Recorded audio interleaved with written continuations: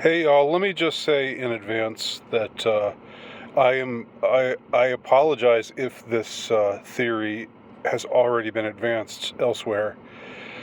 I've never heard it advanced before. What I'm about to reveal to you all what occurred to me today that might come across as schizophrenic slash somebody on an LSD trip with the kind of sudden revelatory moment where it all makes sense, where it all comes together. Well, that's what it was like for me today.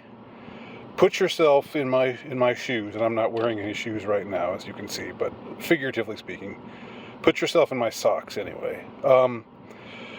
I turned on the radio for a moment, and that song "Keep on Rockin' Me," I think it's called "Keep on Rockin' Me." Um, I don't think the baby is in the title. I should have looked up the title before now, but I'll put the title in the I'll look it up and I'll use the title for the title of this video anyway. Keep on a rockin' me, baby. Keep on a rockin' me, baby. You know that one. That song. And I can't even remember the band, but I know the band. It's just it slips my mind right now because everything's slipping my mind right now, except the important thing, which I'm about to tell y'all, which is that's this song, "Keep on Rockin' Me," or whatever it's called. This song is about God. It makes no sense at all if it's not about God, but it makes perfect sense if you plug in God for the quote baby in the song, or the woman, the quote woman in the song. It's figurative. The baby and the woman, those are figurative. Of course, a lot of songs there have been a lot of interesting songs that have taken this tack of, you know, possibly working in a couple of different ways, possibly working as, a romantic appeal, or a kind of even a kind of lover's lament, depending on how one feels about the deity at that moment, or a song about God, whether in a mournful tone or in a joyous tone, whatever it may be. And I would account among those songs my boys Duran Duran and their song "Is There Something I Should Know." I think that song functions really well as a question mark girl or God song. But this one works even better, and so when it occurred to me today, it was just like, wow. Because I've been hearing the song for decades, and it just never occurred to me to think about it in this way. But think about it in this way. The guy is talking about, I ain't superstitious, and I don't get suspicious, but my woman is a friend of mine. That's a really weird phrasing, isn't it? Why would you say my woman is a friend of mine?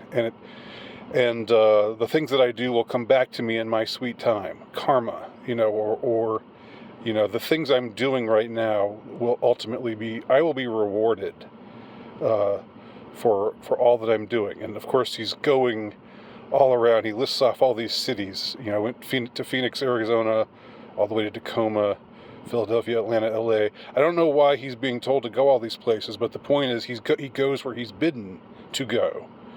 See, it doesn't make sense if this is just about a woman. Why is he going all these places just to be with the woman? Why is she going all these places? It doesn't work unless somehow the speaker feels called to go where, to these different places, wherever he's bidden to go. Again, just to be with my sweet baby. Yeah. Again, it's it's definitely cheeky and it's borderline sacrilegious to talk about God in this way, but this is the sort of hippie vibe of the song. There's even a verse where he says, if you do this, you remain true to the same mission that he's describing in the song, that it all will come back to you in your sweet time. So there's even a bidding for the listener to follow, to come along, to do the same as what he's doing. And what is he doing? He's following God. He's doing the will of God. So keep on rocking me, baby.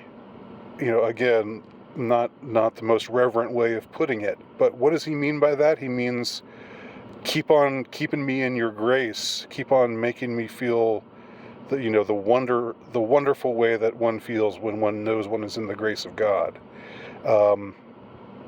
Is it a stretch? I know what you're thinking.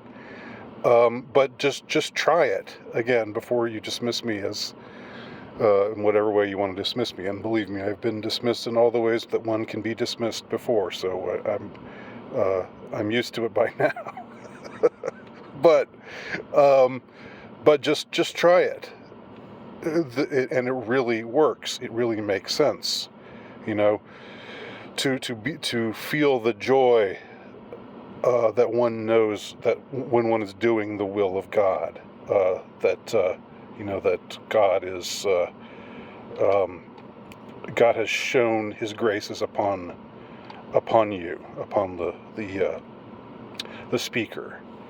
And again, it's all, even if it's sort of a schlep, as you might say, to go all over the place, to keep doing all these things. It's impractical. It makes him seem foolish. It makes him seem like a vagabond. What is he doing? Why is he going these different places? He says it's all going to come back to me. It'll all come back to me in my sweet time. Again, it's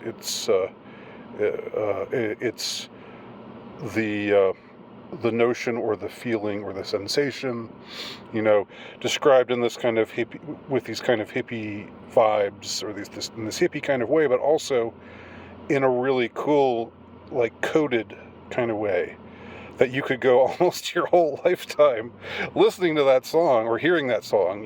I don't go out of my way to listen to it. I've never had a recording of it, but I'm well familiar with it. Well enough familiar with it as you probably are too. So the notion that you could make a song about God and then code it in this way, code it so cleverly that it escapes notice, that it escapes the attention of most.